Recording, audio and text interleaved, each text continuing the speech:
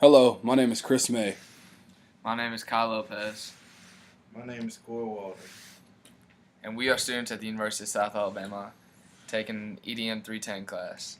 And we are here going to give you an overview of Thom Markham's book, Project-Based Learning. Part 1 is called Getting Ready for PBL. The first thing you need to do is establish a PBL-friendly culture.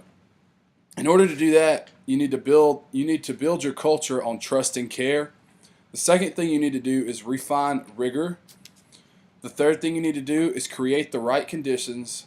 Then the fourth is learn from the gamers. The fifth is design projects that matter. And then you need to expect more, which basically means raise the bar and expect your students to overachieve. And the second part of getting ready for a PBL, you need to teach the heart of your discipline. So basically, you need to take charge of standards, frame projects with concepts, prepare for information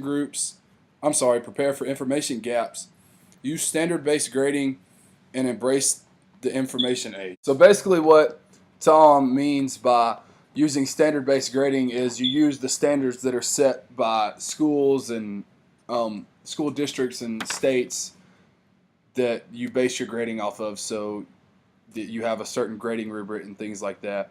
Then the third thing you need to do to get ready for PBL is coach the performance. So basically you need to show every student how to get better. You need to have open communication, know the coach's rules, so know what rules you're wanting to teach your students and what skills you're wanting to teach them to do. Use the coaching protocols, break down each skill into a specific step to make it easier for the students, and then teach the power of goal setting. So teach your students how to set goals and achieve those goals. Then the fourth thing you need to do in getting ready for PBL is teach teamwork. So you need to design your groups to where they will create themselves into teams and become teams instead of just a group to where they all work together. Then you need to train those groups to become teams, so that goes back on designing. And then you need to prepare for outliers. The sixth thing you need to do to get ready for PBL is lead the way.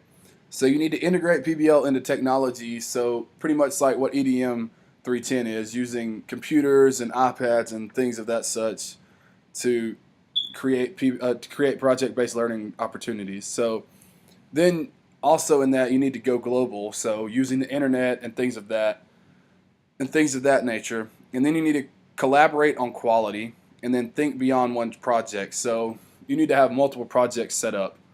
And then the fifth thing you need to do is guide the inquiry. So you need to establish benchmarks, establish certain things for students to do, and then anchor expectations, so you have certain expectations for the students, so expectations aren't off the wall and things of that nature. And then you need to invoke critical thinking, so make your students think critically. And then you need to bring back argument. And finally, envision innovative performance.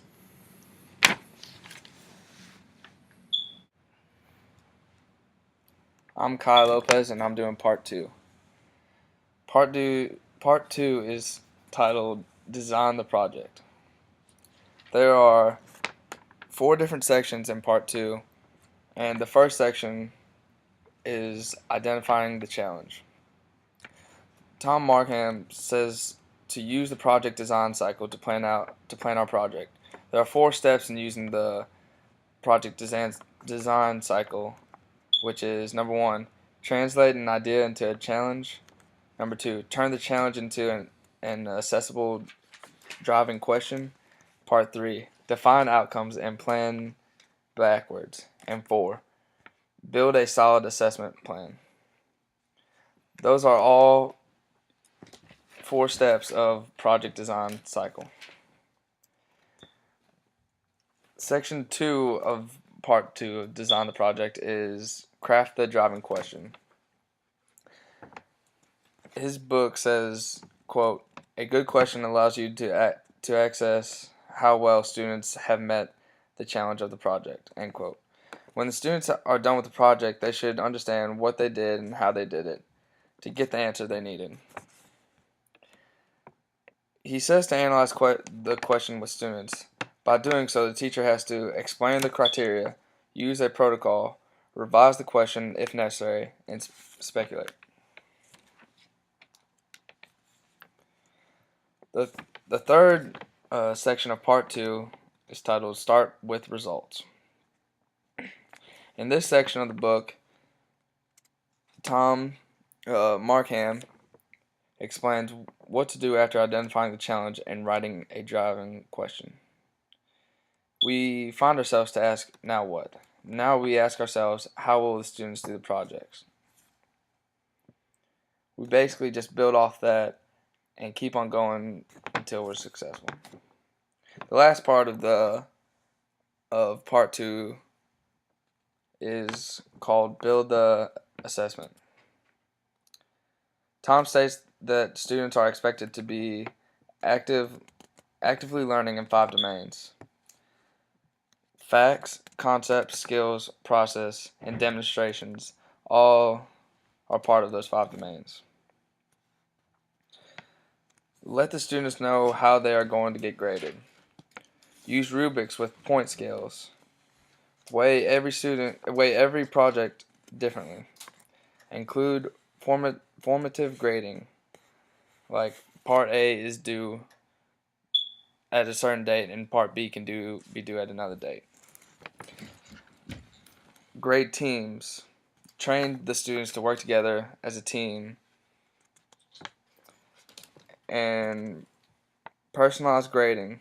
Keep all grade records, so not to lose them, and make sure you have every record of what every student does.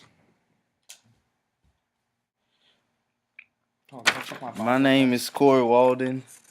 And I'm doing part 3 of project-based learning, and my section was titled Managing the Process. And the 3 concepts that was the sub-concepts in managing the process were expect students to do work, describe the why of the project, and make learning memorable. And inside this section of the book, it has a couple subtitles where the author basically explains what managing the process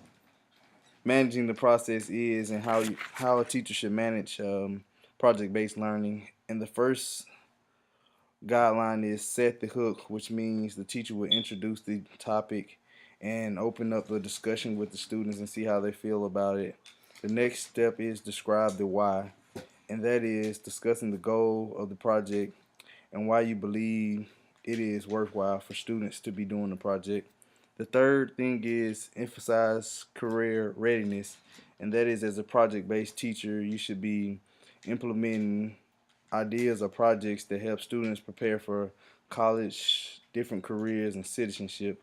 The fourth is refined driven question. Again, the teacher will ask the question at the beginning of the section of project-based learning, and throughout the process, the teacher will keep asking the students questions to make sure they understand exactly what they are doing inside their project. The next thing is value the benefits of work. All students should reflect and revise each other's work and put in the same amount of effort as the next student. The next thing is empower students to coach one another, and by doing that, you basically just require your students to ask each other questions. If one of the students need help, the other student should be able to answer or try to get an answer for them. And the last thing is, during managing the process of project-based learning, the teacher should always reflect on performance and learning. And this should be split up in a 2-day process. In day 1, you should ask the students questions on how well did they perform, how well did they learn the subject, and what all they did good. And then on the second day, help students find personal meaning to the project, and that is, what do they do with the knowledge that they gain, and how can they explore new ideas and new opportunities for learning. And this is part 3, manage the process of project-based learning.